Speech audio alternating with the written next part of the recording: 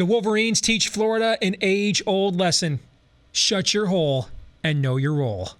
Next on Michigan Podcast. There's going to be one team that's going to play solely as a team. No man is more important than the team. No coach is more important than the team. The team, the team, the team. Looks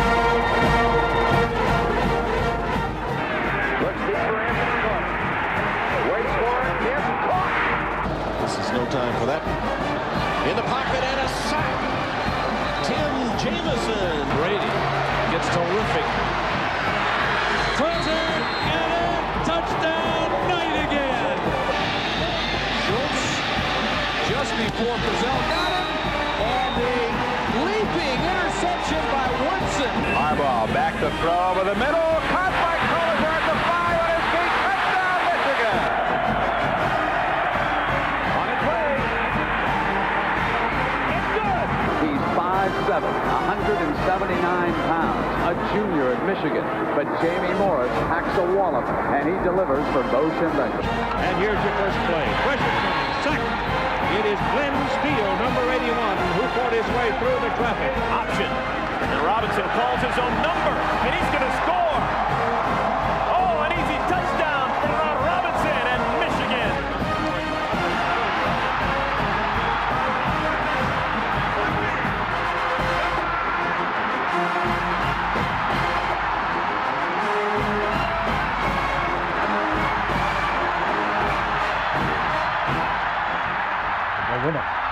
We're going to win the championship again because we're going to play as a team.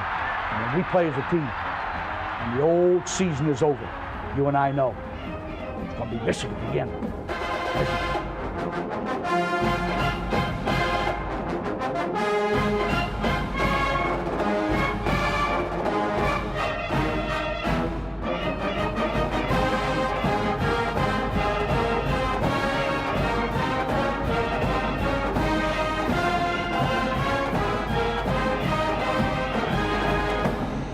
Greetings and welcome to another episode of Michigan Podcast. And of course, it's a victorious one that we are very happy about. My name is Steve Deace. A lot of coverage this week of Michigan's huge win over the Florida Gators. Michael Spath of the Michigan Insider and WTKA Ann Arbor is going to join us later in this hour. We'll have our first look at my weekly Big Ten Power Ratings. If I had a vote in the AP poll, what would my top 25 look like? And more here to come on Michigan Podcast. But first, remember to like us here on this video on YouTube. Subscribe as well. Share it with everybody you know, every Michigan fan you know. So many of you tell us, man, we love what you're doing. If only more people knew about it. Well, you can help more people to know about it. Help us by spreading the word about what we're doing here on Michigan Podcast. Also, if you're worried about data limits or if you want to listen in your car, yes, you can subscribe via Google Play, iTunes, Stitcher, all of those platforms. And our good friends at Detroit Sports Podcast help us to get the word out about those audio formats as well. Those are available to you too. So make sure you subscribe to those. And then finally, a lot of you ask us as well, hey, what can we do to support what you guys are doing? Well, we do have a Patreon page. If you like what we're doing, you just give us $1 a month just as a way of saying, hey, thank you for making my ride to work a couple days a week, or my workout a couple days a week go by faster. Or if you want to support us to $5 a month, we give you exclusive access to our instant reaction podcast that I literally do from my maize and blue basement man cave at my house after every Michigan game, as well as my weekly point spread picks, including my official Michigan prediction, which I did get right this week, picking Michigan to cover the 5-point spread against Florida. They covered that and then some. So go to Patreon Michigan Podcast. Look us up there too if you'd like to support us. Well, let's begin with an age-old lesson the Wolverines taught the Florida Gators on Saturday. Shut your hole and know your role. Seemed really unlike a program of the magnitude of Florida. It could be argued over the last really 25 years since Steve Spurrier resurrected the program in the early 90s that they've been the equal, maybe, and in some ways even, I hate to say this, superior to Michigan's program over that course of time. So to see them talk so much junk, freshman running backs talking about we're going to beat the brakes off of Michigan. Hey, bro, why don't you get through summer conditioning first, okay? Mister, I had 5 carries for 13 yards after running all that smack. And it wasn't even just the players. How about Jordan Scarlett, by the way? Michigan can't run sideline to sideline. Well, you know what they can do, though, is apparently they can run back and forth to the game and practice without getting suspended, Jordan. I think you hear me knocking and I'm coming in because your ass wasn't there on Saturday. Maybe you need to worry about your own house there, brother. But, hey, how about even the coach, Mr. McElwain? Listen, I understand your coach is a badass down there in Gainesville. You've heard of jumping the shark. Well, this is the man that spoons them without fear. Allegedly, right? So even McElwain saying, hey, we're going to beat the heck out of Michigan. Talking about Harbaugh, Michigan wasn't relevant. And so Harbaugh had to do chicanery and acts of craziness to get them back on the map. I watched SEC Nation on Saturday because I'm the kind of guy that likes to know what the other side thinks, So I watched SEC Nation's game day program on Saturday, and even McElwain was on there talking junk. He looked right at Tim Tebow and said, hey, Tim, we've got speed guys at receiver. We're not going to miss Antonio Callaway and those guys. We've got speed guys at receiver like we had back when you played, okay? They ran their mouths for weeks, if not months. And then, when they kicked it high and we played the game, they got their mouths bloodied by the Wolverines. So, hey, this game was a lot closer to 40-0 than it was winnable for Florida. Keep in mind, both the Florida scores were pick sixes. Even their field goal, if Devin Bush doesn't get a personal foul in the first drive of the game, Florida doesn't get that field goal. They have to punt in that situation, another 15 yards back. So this was a lot closer to one of the most embarrassing moments in recent SEC history than it was Florida actually winning it. It's not often you have a blocked punt and 2 pick sixes in a quarter, and you're only down by 4 points, okay? These guys did not belong on the same field as the Wolverines. Over half of Florida's quarterback drops resulted in quarterback pressures in the game, 53%. This was a physical mauling, a physical manhandling by a team that was bigger, stronger, and yes, dare I say it, faster than that vaunted SEC speed. That's why don't talk smack. Don't write checks with your mouth that your body can't cash. Actually, wait until the game is played and let the scoreboard do the talking for you, because there's no argument that scoreboard doesn't win. So let's look back on this momentous event on Saturday. Now, I got to warn you. What you're about to see is some plodding, meandering, slow-footed, thick-ankled, cankled even football players, the likes of which you're not accustomed to seeing. But enough about the Florida Gators. Here's your Michigan Wolverines. Game has a lot of unknowns, but it seems like this one has more than normal, and the closer we've gotten to this game, the more intriguing the matchup has grown. And I think on a scale of 1 to 10, this game is right up at a 10 now.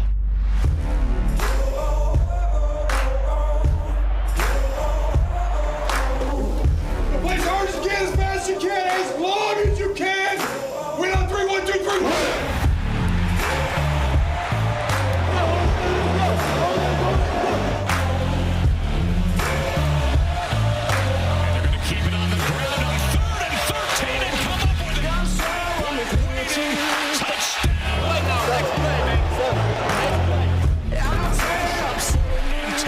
This is a very aggressive Michigan defense. Feast your eyes, I got something new. He's wrestled down by Devin Bush. From up here, can't beat you. Touchdown, Michigan. Just watch me now. Just watch me now.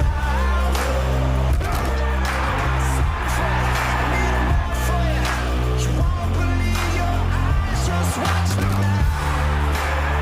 Just watch me now. It's a perfect one-side strip for the TD, 7 points. It's lovely. Just watch me now. Just watch me now.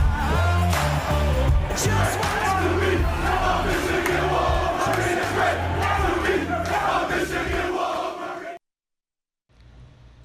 All right, back here on Michigan Podcast, and this portion of the program is brought to you by our good friends at Sport Court. I mean, look at that maize and blue court with the jump man. I mean, that is absolutely phenomenal. So if you are looking to put the ball in your court, your actual court, Sport Court of Michigan has you covered. Yes, Sparty fans, they'll even slum it for you guys too.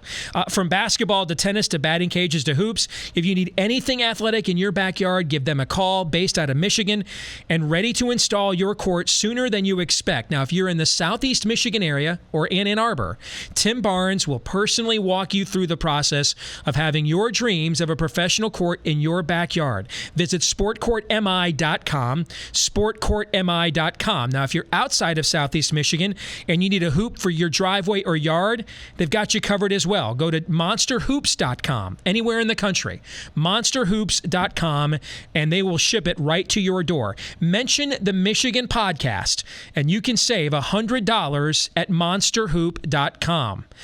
Also, if you mention Michigan Podcast, you can save up to $1,000 on your backyard game court at sportcourtmi.com, depending on the package you select. So again, sportcourtmi.com. If you're local in Michigan, mention Michigan Podcast. You'll save up to $1,000 on your backyard game court. You can save up to $100 anywhere in the country if you mention Michigan Podcast at monsterhoops.com. Either way, tell them Michigan Podcast sent you.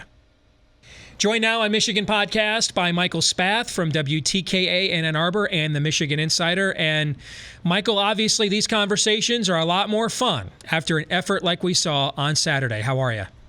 I'm doing great, man, and that was a lot of fun. I tell you what, everybody I've talked to, my brother, my friends, people on the radio, I think we're all in agreement that it was a 33-17 victory, but it was more like a 49-3 type of win. And to come out that way after 8 months where you're just waiting and waiting for college football, oh man, that was about as good as it can be for the first game. And yet there's still so much to talk about, still so much to improve upon, that you wonder how much better this team can be.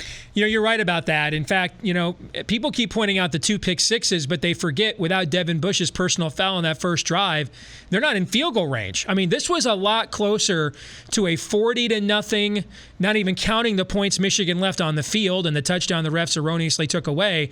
This was darn near close to arguably the most embarrassing moment for the SEC in the conference's modern history. It was that close, Michael, to being a legendary beatdown of an SEC team. Well, I do think someone in the SEC has lost to a FCS team before, so I don't know if it would be the most embarrassing moment in SEC, non-conference history, but certainly I think when you take a program like Florida that came into the year projected to be the top team in the SEC East, and you have a team in Michigan that, let's face it, I think, and you probably think this too, that they've been underrated coming into this non-conference season. But I think what you had is you have the third best team in the Big Ten by the rankings, and you had maybe the best team in the SEC East. I mean, yeah, if Michigan would have gone out there and beaten them like they could have in this game, 49-3, you would have had a lot more people talking about just how good the Big Ten is, just how impressive Michigan is. I think that's the one thing that disappoints me a little bit is, at least nationally, yeah, there's a lot of talk about the defense, but when the rankings come out, and I hadn't seen them yet by the time we were talking here today, I don't think Michigan's going to have moved up a lot very much. But I think at the same time, I think they're probably one of the 5 best teams in the country right now. Well, they moved up to number 8 in the AP poll. Florida remains in the AP poll, which means Michigan has a rare win over a team in the top 25, and yet somehow they're only ranked 8th. Can you explain that? I mean, not that it really matters this early in the year, and really these are largely for fun and conjecture. And frankly, with such a young team, I kind of like the idea of keeping them hungry and keeping them feeling disrespected. But the logic of saying Florida still deserves to be in the top 25, but Michigan only moves up a couple of spots for beating him so badly, that just doesn't make much sense to me. I think what happened, Steve, and I was a little annoyed by this because I saw some power rankings that came out earlier in the week, and they still had they looked at the AP preseason poll or the coaches poll, and they were like, okay, let's take one guy off the list, Florida State. Let's move Michigan up 1 or 2. But that poll was a preseason prediction, and that poll should not be used as a pecking order for where teams are. Really what you should be doing when you come up with these polls is every week you should be saying to yourself, okay, who are the top 25 teams in the country? Let's start with number 1. Number 1's Alabama. Nobody's arguing that. Okay, who's the second best team in the country based off of what I saw in week 1? You can make the argument for Clemson. You can make the argument for maybe Oklahoma. Okay, so those guys are 2, 3. Then where do we go after that? Ohio State, Penn State, Michigan, I would have somewhere in that 4, 5, 6 range. And out of those 3 teams, who had the most impressive victory? I think Michigan did. And so I honestly, if I was putting this together, I mean, I think when I did this, I had Michigan 5th. But I think you have to look at it that way. And unfortunately, that's not how pollsters do it. What pollsters do is they literally just, okay, this is what it was the week before. Let's move somebody up. Let's move somebody down based off of wins and losses. And that's not really getting an accurate assessment of who the top 25 teams in the country are. The good news is that the College Football Playoff Committee, come mid-October, that's exactly how they do it. Yep. They look at who are the best teams and not who is ranked where and how to move them up. I mean, I even saw Jerry Palm, and by the way, I'm going to have if I voted in the AP poll later on in this episode, and I will have Michigan higher than 8th, by the way, but I even saw Jerry Palm at CBS Sports. You know, when I did local sports talk radio, and he had collegebcs.com and collegerpi.com before he went big time, I used to have him on all the time. Smart guy, knows his stuff, Purdue grad, Big Ten guy. He's got his latest bowl projections out, and he has Florida in a New Year's Six bowl and Michigan in the Holiday Bowl. And then he gives this paragraph explanation that defies all logic because, first of all, the College Football Playoff Committee is who determines all of those New Year's Six bowls. There's just no way if it came down to that, because we don't have the old BCS rules that you can't only have 2 teams from one conference. Last year, the Big Ten got 4 teams in those bowl games. So there's no way if this came down and it was relatively even, the committee's going to say Michigan goes to the second tier of Big Ten bowls while Florida goes to a New Year's Six bowl game. I mean, some of these people, I just think, Mike, they just don't like to admit they were wrong about something, and they just come up with dumb, convoluted reasoning that they're smarter than in order to stick with a narrative that they thought was true for 6 months. Well, essentially, to put Michigan in the Holiday Bowl and Florida in one of the New Year's Day 6, they're saying that Michigan's probably going to lose its next 3 tough games. And that they will finish 3rd in the Big Ten East, and that they don't deserve to go to a better game.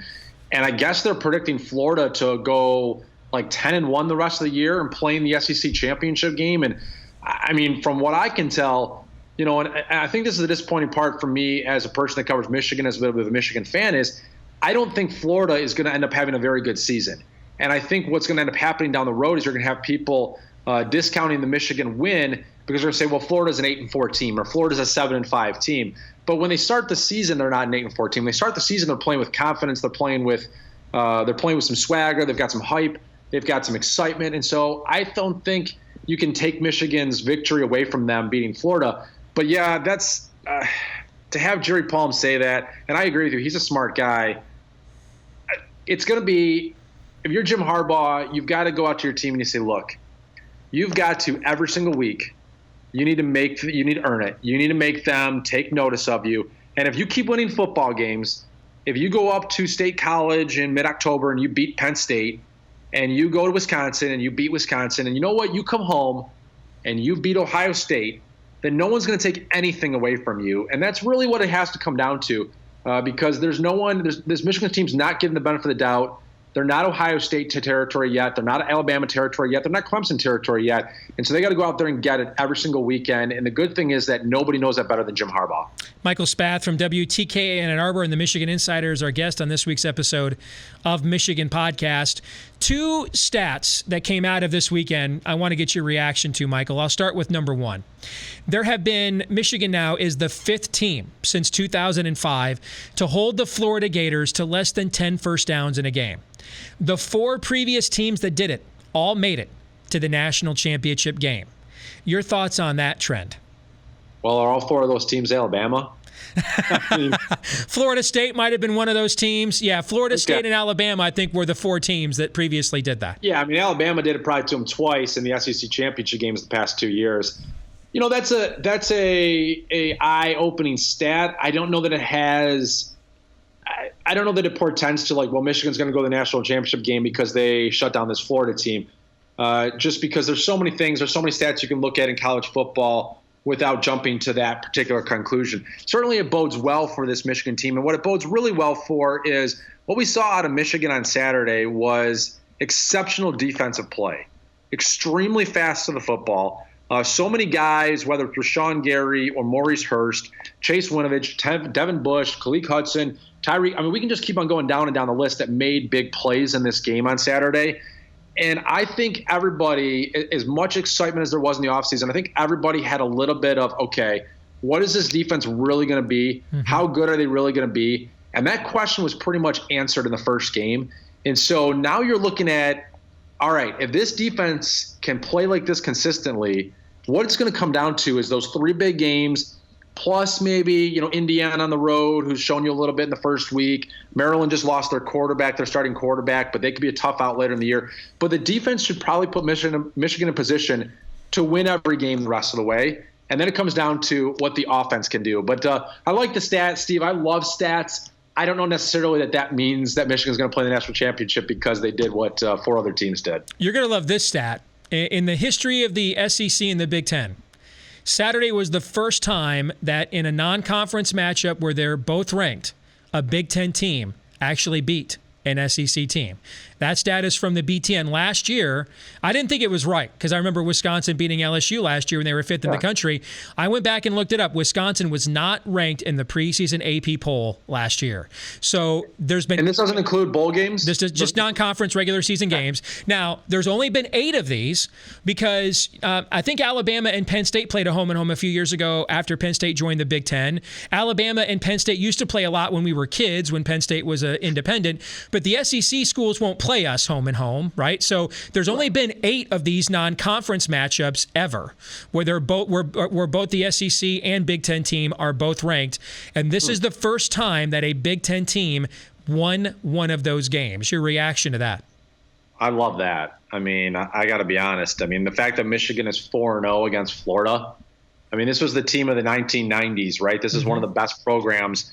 The 1990s and most of the 2000s with Urban Meyer there and Tim Tebow. And, anytime the argument comes up between now and the rest of your life, but really the next couple of months, when someone says SEC speed and talks about the Big Ten, all you have to do if you're Michigan is point to these matchups with Florida.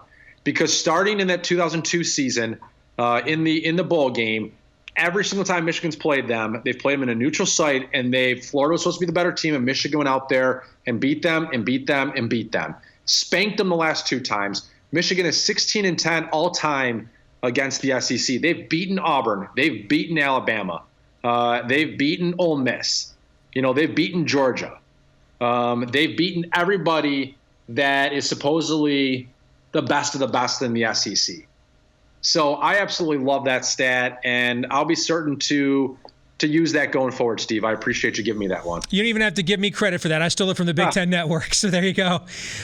Let's talk about the offense. The defense, I think, lived up to all the hype of what we had seen and heard in the offseason, and I remember posting at Michigan Insider after the spring. I didn't know how many games the team would win, but that did not physically look like a team that lost 17 guys to the NFL. I mean, those guys, we are recruiting and developing guys at a different level than even we did when we were great in the Carr years, where we even, guys had to take 2 or 3 years to cycle up, to get ready to play at this level. I could not believe how big some of these redshirt freshmen and sophomore guys were.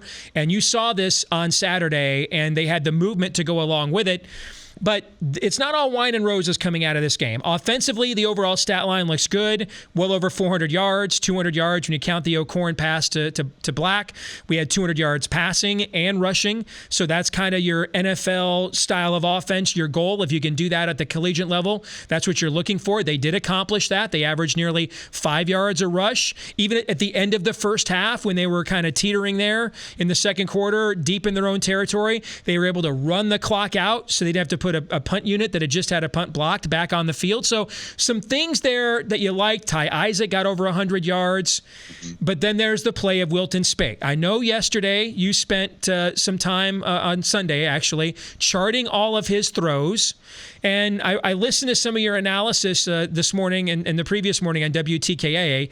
Do I have it right in that you think that his performance was not as bad as people are letting on, but it's also not as good as it needed to be? I think that's pretty fair, honestly. I think when you look at Wilton Speight, I've said this repeatedly throughout the offseason because I've been someone that has defended Wilton Speight consistently. And what I keep saying is that for Michigan to win a championship, for Michigan to beat Ohio State, for Michigan to win on the road at Penn State, Wilton Speight, as a second-year starter, as a third-year player under Jim Harbaugh, has to be a positive difference maker for the Wolverines. And on Saturday, was he that? I would say probably not. I think they won that game because of a couple big plays. Yes, he had the touchdown pass, and he threw the one to Nick Eubanks. I always want to say Kevin Eubanks, the former Tonight Show band. I keep calling him Raphael Eubanks for some reason. I don't know if that's a pro athlete in another sport or not. I don't know. I'll get it right one of these days. Nick Eubanks. He threw a couple good balls, and he moved the chains a couple of times. But no, he's got to play better than he did against Florida in that game, because to beat Penn State on the road, to beat Wisconsin on the road, and to come back and beat Ohio State, which they struggled a little bit with Indiana, but let's face it, by week 12 they're going to be a juggernaut. He has got to be. I'm not saying Josh Rosen fourth quarter against Texas A&M, but he's got to be someone that probably throws 2 or 3 touchdown passes, eliminates the bad turnovers. There might be an interception here or there, but he's got to eliminate the really bad turnovers that are costing Michigan critical moments against Ohio State and against Florida. At the same time in this past game, there's been so much overreaction to those 2 interceptions. The second one, not a good throw. He will readily admit that. I'm a big believer that the first interception, pick 6, was not on Wilton Speight, but was on Kiko Crawford, the young wide receiver. I think Wilton Speight threw the ball in a position where he's leading his wide receiver out in front of him. Yes, that's a little bit high, but the guy's 6'1.5", 6'2". I mean, that's a ball that that should be right there. And Kiko Crawford got his head turned around, got his hands out there. He leapt a little bit off the ground, but that's a play that if you're wearing the number 1 jersey especially, you've got to make that play. I'm sorry, but there's no excuses for that. The overthrow later in the game against Kiko Crawford, that honestly might be his worst throw of the entire day, because that's a chance to salt them away. And that's what I'm talking about. If you're Wilton Speight, you've got to make that throw again to Kiko Crawford late in the game, because that's a moment right there where you're up 26-17. You have a chance to finish this team off and be a positive difference maker for your team, and instead you overthrow them. That just can't happen. It can't happen against Penn State. He needs to be. I'll say this when it comes down to me, Steve, is that when they play Penn State on the road, Wisconsin on the road, and Ohio State at home, he has to be the best quarterback on the field those 3 games. If he is, then he's going to be everything that I think he can be. He'll be a championship quarterback, and Michigan will be playing in Indianapolis. If he's not the best quarterback in those 3 games, then sorry, but that's not good enough. And next year you'll go into 2018 knowing it can't be Wilton Speight. The thing with Speight, the Navarre comparisons have been there from day one because, frankly, they're both tall and white. Beyond that, though, their games are totally different. He's a lot more athletic than John Navarre. I think Navarre had to be coached into toughness. I think Speight from day one, and I think this is what Harbaugh loves about him, he's a son of a gun. He's full of urine and vinegar, if you know what I'm saying. He has that moxie, and the mechanics may not always be there. I mean, even coming out after the game and admitting that Pep Hamilton and Harbaugh came up to him at halftime and said, "Hey, what you do in this first drive of the third quarter will be crucial for you." In other words, this is probably the end of your leash, and for him to come right out and lead the team right down the field for a touchdown, that's the moxie that you're looking for. Where I do see some of the Navarre comparisons, though, when the mechanics break down, particularly in games they're not playing at home.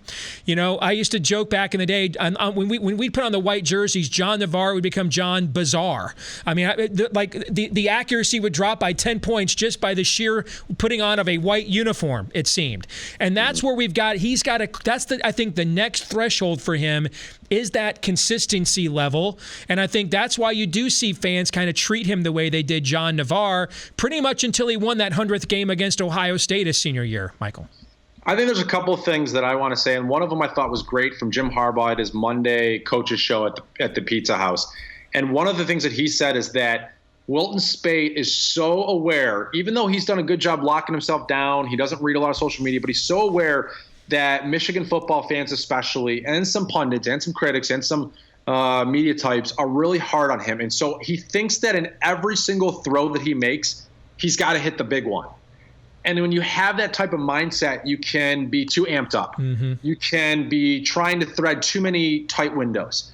You might take the shot to Grant Perry out in the, out on an out pattern where neither one of those guys is open, but somebody underneath might be open.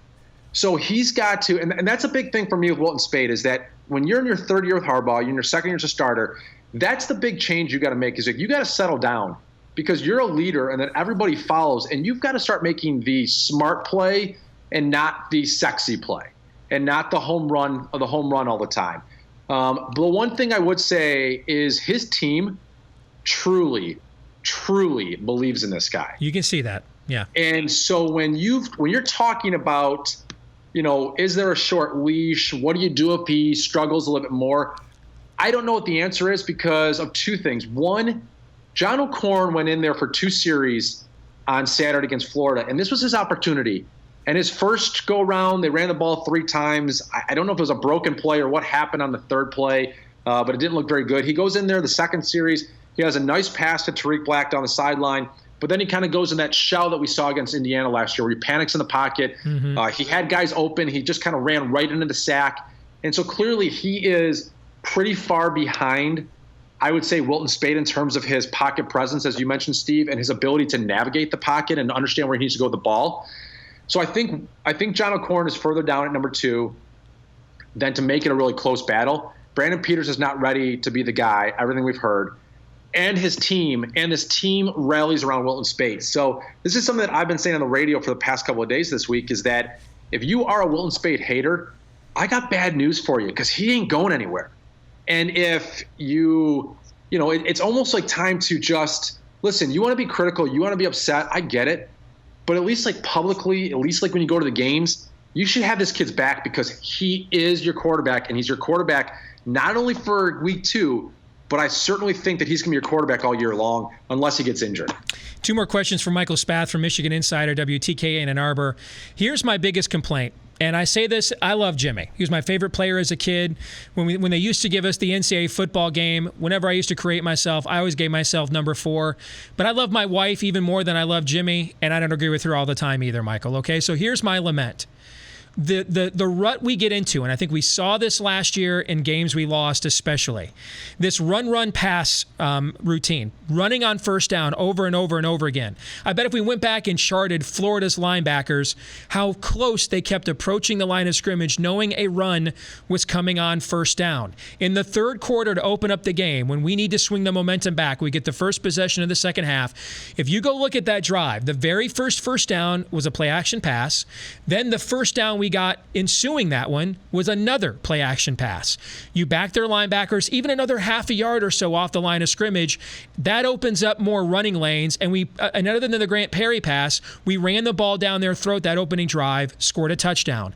We then got away from throwing the ball on first down after that the rest of the game. And this is something that I saw at the end of last year.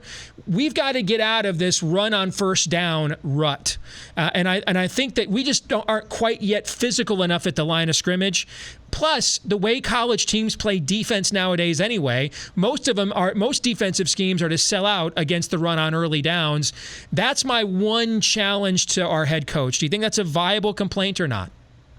Well, I would say this. I'd have to go back and chart the Florida game, and I didn't look at first down runs versus pass plays. And if you did, then more credit to you, because I certainly did not look at that. I will tell you this. In the first drive of the game was a lot more runs. I think it was 7 runs to like 4 passes, and I don't know if that was how many of those were on first down. But the play before the Tariq Black touchdown was a first down run. And it was a first down run that picked up about 12 yards to Chris Evans. And then the next play was a play action pass. And so I think, in talking to Tim Drevno this past week, I really truly think that what they're trying to get accomplished is they're trying to establish that offense identity early on, run, so that the play action works. Where I agree with you is that I think in some of these games it's going to help to establish a little more of a passing threat in the first quarter. But I would have to say like a trend over the course of the season. Last year against Iowa, I thought that they threw the ball pretty considerably in that first quarter, off a first down and off a second down. There was just a lot of plays that were missed. Against Ohio State, it's tough to say because Wilton Speight was banged up and couldn't throw the ball. But, that's a certainly interesting one. And I think, Steve, this is a challenge to you since you brought it up. But go ahead and track it the whole season. And we talk again in like week 6 or week 7 for your podcast. You tell me what the numbers say. All right, challenge accepted. Final thing, Michael. Gross overreaction time. The reason I was sweating out this game, because one, young guys, and yeah, a lot of these guys have experience. You've done all the legwork on that and how much of these guys have played. But as a unit, on both sides, they haven't played together a lot. There were going to be mistakes. I just wanted us to get past this game because the next 5 or 6 weeks, I think we're double-digit favorites in all those games. Not saying we'll win all those games by double digits, but that gives you the opportunity as you're rising up the rankings. Like this weekend, for example, we're only 8th, but a bunch of teams around us and above us are playing each other. So we're going to move up in the rankings after beating Cincinnati. And so this was the point in the season to position ourselves for that tough stretch drive at the end with Penn State on the road. Maryland on the road before Wisconsin and then Ohio State. If we could just get by Florida, though, you like developing your team while you're rising in the rankings. We were able to do that. Are you more or less optimistic based on what you saw on Saturday, or did it really confirm what you already thought? Well, I'll tell you this. My preseason prediction was 11-1 with a single loss on the road to Wisconsin. And when I put that out there, I kind of put it out there more so in a best hope scenario for Michigan. After watching that game against Florida, I am more convinced that Michigan can go 10-2, 11-1, even 12-0 this season, because I think the defense is so legit that even when you get into some of these games against better offenses, Penn State, Indiana, maybe Maryland later in the season, Wisconsin, a tough game on the road, Ohio State, that defense is going to give Michigan a chance to be in every single game, and I really like that. And so I'm still sticking with my 11-1 preseason prediction. I think Michigan, probably goes into State College and gives Penn State a really strong run for its money. I think they can beat them because I like the Jim Harbaugh versus James Franklin matchup. I just think it's such a superior coaching advantage. At the same time, Michigan is what on the road? They lost at Utah, they lost at Iowa, they lost at Ohio State. They've got to prove that they can win one of these big games on the road, and that's where it kind of comes back to Wilton Speight, and he's got to be a difference maker for the Wolverines instead of just a guy that shows up and plays. Correct me if I'm wrong. Was this our first non-conference win away from home against a ranked team since Notre Dame in 2006? Have we done it since then?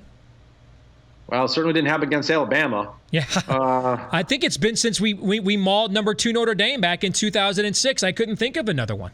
Yeah, I think you're probably right. It wasn't against Appalachian State in 2014, obviously.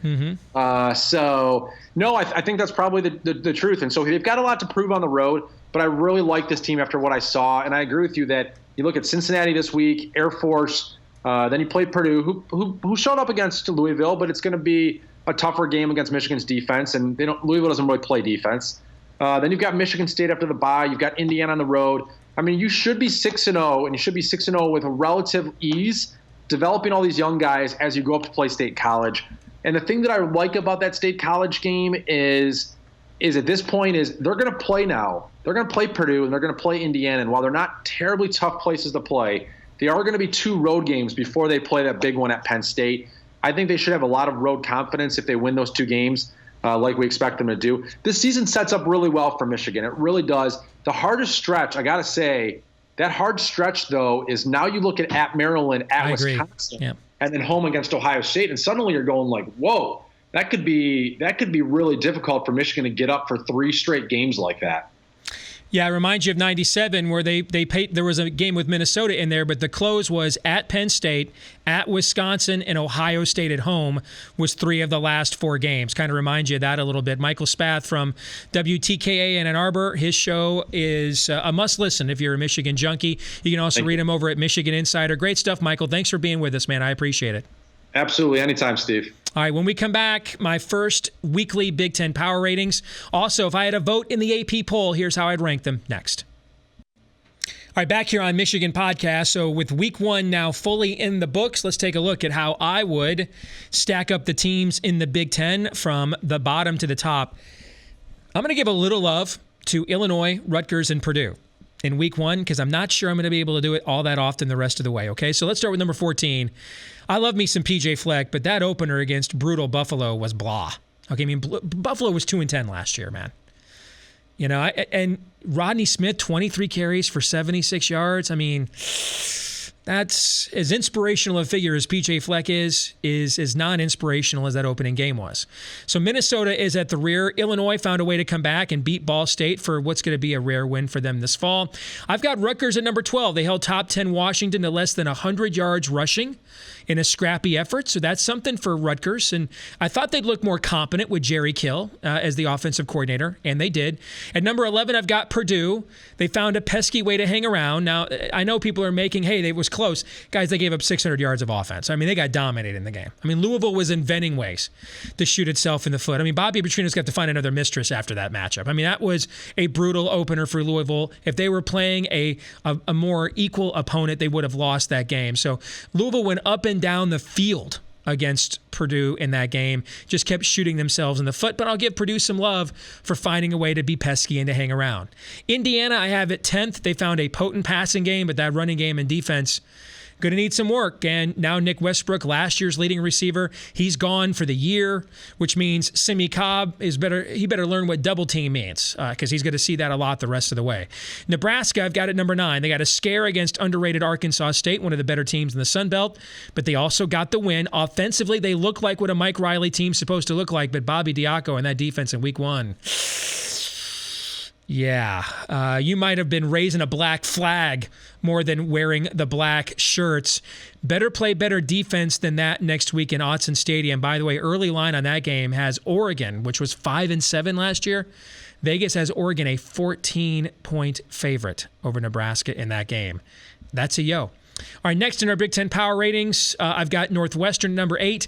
Their typical nondescript early season effort for a Pat Fitzgerald coach team. If you got my point spread picks on Patreon last week, one of the trends we gave you is over the last 5 years, the under in Northwestern non-conference games, it's now 18-4.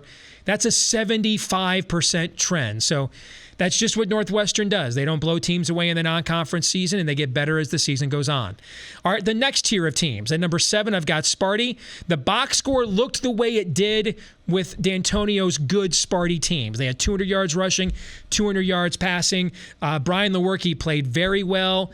It was still shaky at times. That opening drive, they go down the field, LJ Scott fumbles at the goal line. You know, if you're a Sparty fan, you're like, oh man, I watched this all last year, right? But the way they came back, I don't know how good Bowling Green is, but they did win their final 3 games last year and came into the season with some momentum. So that was probably the best case opening scenario for Sparty given last season's implosion. 6th in my Big Ten rankings, I've got Iowa. They spoiled a lot of folks' upset specials, which wasn't one of mine. Remember, I had Iowa minus the 11.5 against Wyoming on our Patreon picks last week.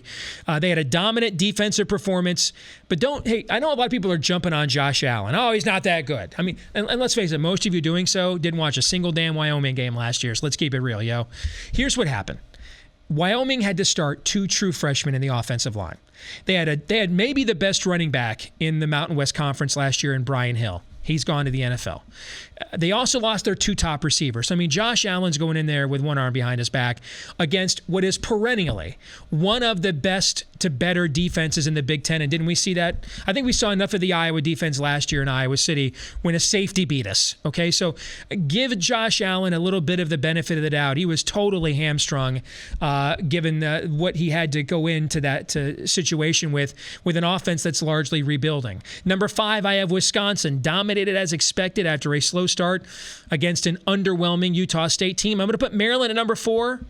They 50-burgered Texas. Even bad Texas teams, and we've seen some bad Texas teams the last few years, don't get 50-burgered in Austin all too often. And they did it with not 1, but 2 freshman quarterbacks. Now, the redshirt freshman, who was electric the entire game until he got hurt, we learned today he is done for the season. So Kasim Hill, big-time recruit for DJ Durkin, the true freshman, he takes over now for the Terps. My top 3 in the Big Ten this week for Week 1, Penn State, they now have the nation's longest streak of scoring at least 35 points in a game. I know Akron may not be that good, but I thought that might have been the most dominant performance Penn State has had as a program since the scandal. Number 2, I've got Michigan. We mentioned that one stat to rule them all. Michigan, the 5th team since 2005 to hold Florida to fewer than 10 first downs. The previous 4 all made it to the national championship game. And number 1, I'm going to keep Ohio State there. They found some new offensive weapons in the second half demolition of Indiana. Stopped getting cute, ran some crossing routes to get guys isolated one-on-one in space. Those turned into big plays. Stopped leaving their corners on an island, played a little bit more zone, gave that front 4 they have, which is terrific, more of a chance to get to Richard Legow, and it worked. So Ohio State, with its performance in Week 1, is number 1 this week in my Big Ten Power Ratings. And now if I had a vote in the AP Top 25, and this is a mixture of both how I think the teams are right now, as well as where I thought they were at the start of the year, here's how I would rank them. Number 25, West Virginia. Had its chances against Virginia Tech. Will Grier, though, looks like the real deal at quarterback. UCLA with that comeback for the ages at number 24. It was a great comeback. I don't want to take anything away from them. And whenever somebody says that and then they go, but, they're about to take something away. But let's not forget, they were Bruining hard the first 3 quarters of that game. Still, incredible comeback, no doubt about it. Although you got to wonder, why is A&M throwing the ball 17 times to the backup quarterback in a 30-point lead? And if you know the answer to that, then you're probably a better coach than Kevin Sumlin. Number 23, Kansas State. Number 22, Notre Dame had 300-yard rushers in a game for the first time in over 50 years. Georgia Tech. Yeah, I've got him in my poll at number 21. They belonged on that field with Tennessee. And, they put up over 500 yards rushing against an SEC foe. And by the way, that the mighty SEC, Georgia Tech last year was 3-0 against the SEC, and they lost to them by 1 point in double overtime last night. So, yeah, I think Georgia Tech belongs.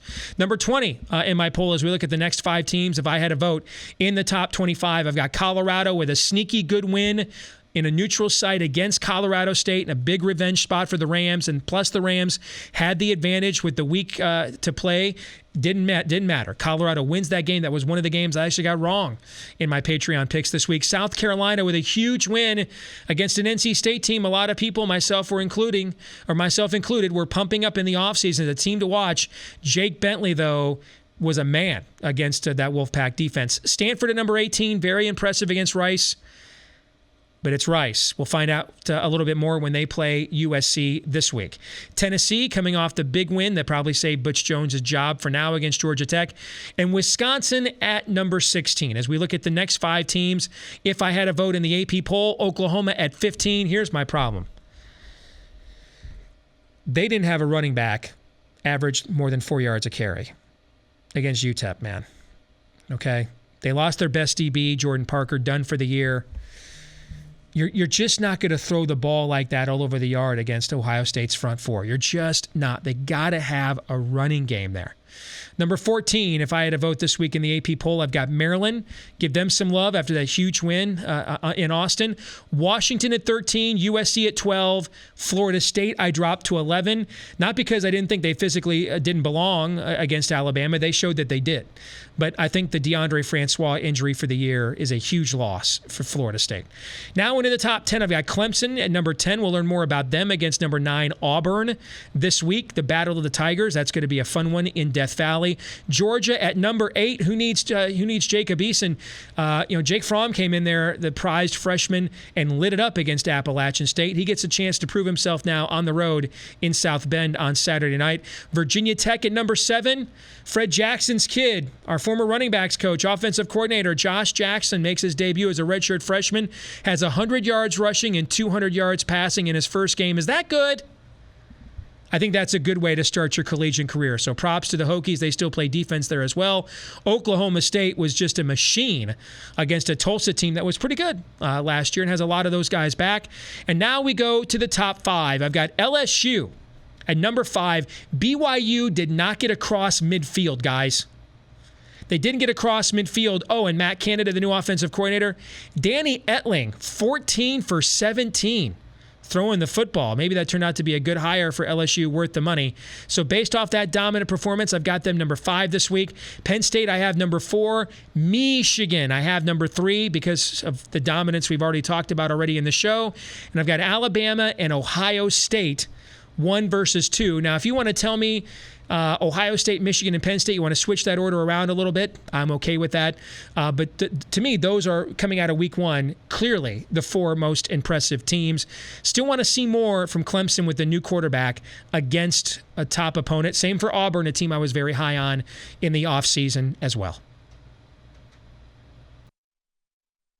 All right, back here on Michigan Podcast. And we asked you on our Twitter page, and you can follow us on Twitter at Michigan Podcast, what was your favorite stat in Michigan's dominance of Florida? 14% of you said that you loved the 2 50-plus yard field goals. That's the school record Quinn Nordine set in his very first game. 33% of you said you loved the 6 sacks. 53% of you said allowing only 9 first downs. And as I pointed out earlier, again, I want to reiterate this stat. I said this earlier on this week's episode to Michael Spath. 5 teams. Michigan is now the 5th team since 2005 to hold Florida to less than 10 first downs in a game. The previous 4 who did it all made it to the national championship game. And that brings us to this week's question of the week. Adam Kazel asks, how long until Florida has their fill of McElwain? Let's keep in mind, this guy took over a program that was in a mess. Will Muschamp had 1 good year, left the offense in a crater, and he's won the SEC East 2 years in a row.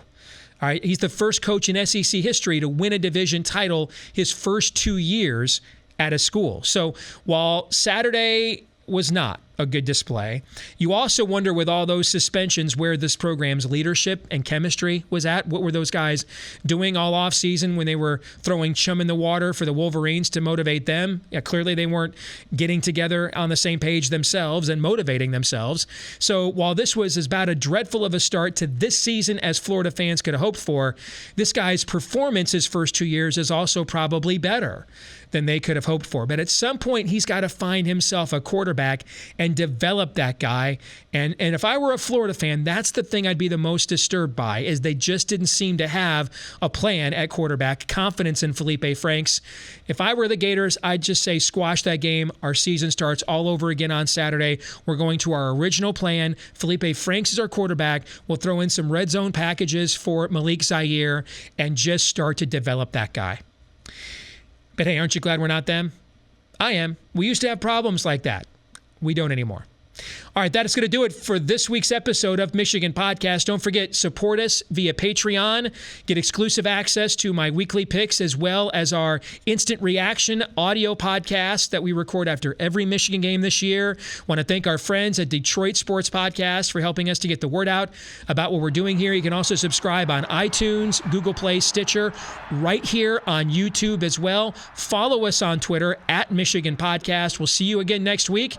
Go Blue. We play as a team, and the old season is over. You and I know it's going to be Michigan again.